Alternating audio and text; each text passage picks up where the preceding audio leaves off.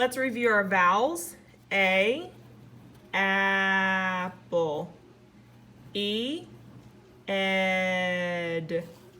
I, itch. O, octopus.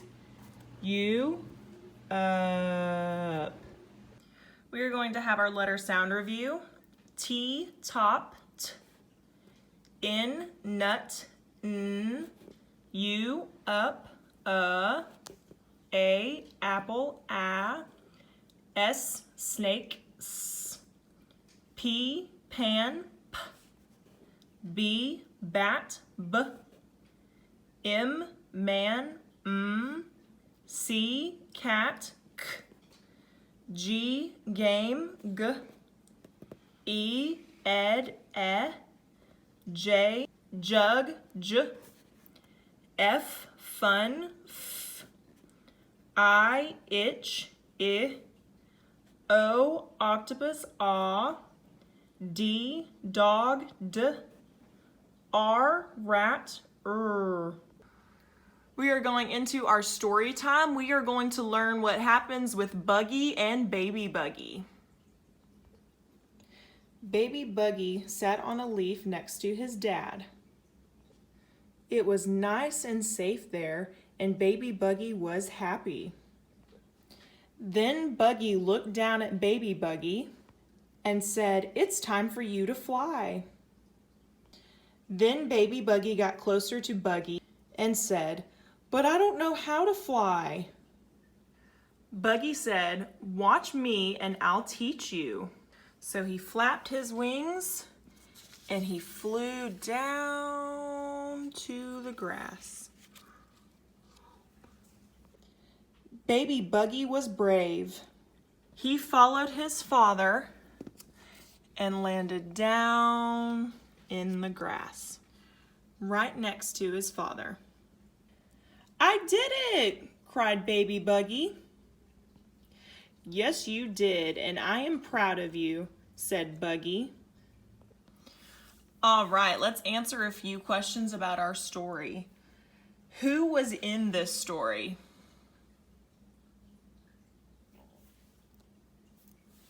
Buggy and Baby Buggy. Where did this story take place? With our visuals and everything, we can assume that the story took place in a grassy area. It could be in someone's backyard, it could be in an open field, but we know they have some plants growing back there, don't they? And then we've got grass on the bottom. So we're just going to say a grassy area. So what was Baby Buggy's problem? He was scared because he didn't know how to fly at first, right? So what did Baby Buggy do about that? Did he learn how to fly, or did he stay scared and not learn how to fly?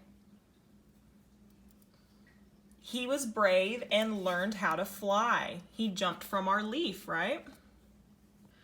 So would you say that Baby Buggy probably felt scared at the beginning of our story? Yes or no? Yes, he probably was scared because he didn't know how to fly at first. How do you think Baby Buggy felt at the end of the story?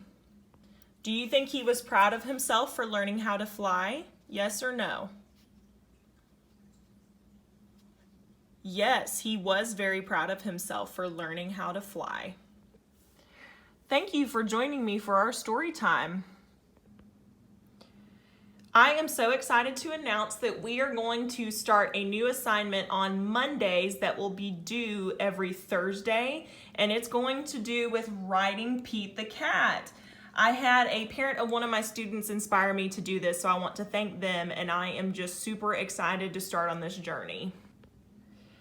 If you are not familiar with Pete the Cat, this is what he looks like. He is a cat that goes on many adventures.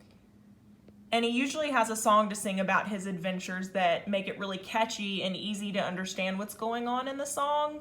So his books are really fun for comprehension for your child.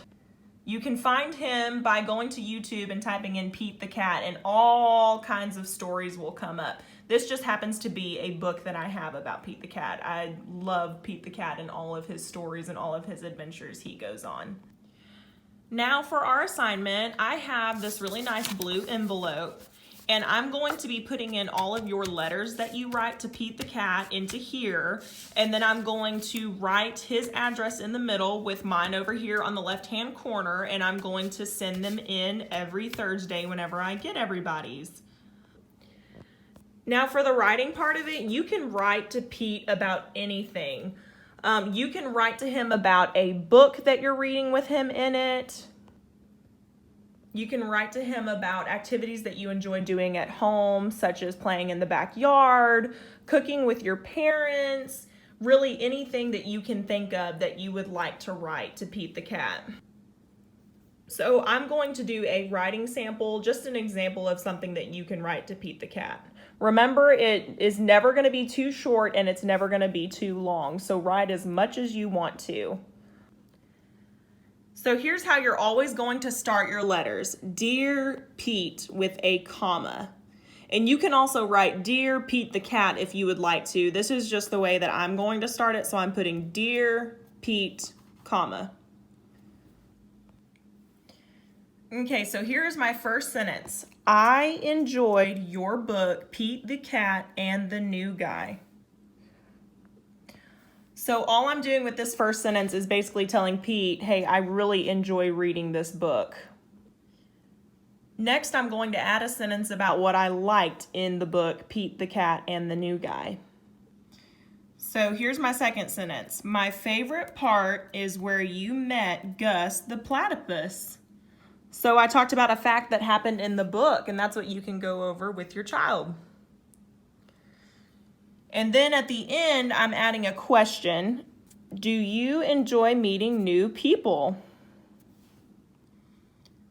Now I asked a question in the letter because I'm going to see if Pete the Cat will answer my question. And then you're going to end your whole letter with your friend, and then you put your name. So I put your friend, Mrs. Benish. You can also put thank you, talk to you soon, sincerely, anything that you would like, but I just went ahead and put your friend, Mrs. Benish, and that's how you can structure your letter. Here's another example of a letter you can write to Pete the Cat. So it says, Dear Pete at the top with your comma. I like to cook with my family, and that's a statement, so that ends with a period. What do you like to do in your free time? Question mark. So you want to make sure you're adding that correct punctuation. We have a period when it's a statement and a question mark when it's a question. And then it says, your friend, Mrs. Benish. So this is another example that you can write for Pete the Cat. Keep in mind, students, that you have 4 days to complete this, so you can do one sentence at a time each day, starting on Monday. And then don't forget, parents, on Thursday, please either email your child's response or send it to me via the Remind app, and I can get this sent in to Pete the Cat. Good job today on reading and ELA. And here's your assignment for today. We've got week 6, day 1, and it is the happy alligator sequencing. So you got your 1, 2, 3, and 4. It says, here is an alligator. He jumps. Wow. He makes a big splash. It is fun to swim.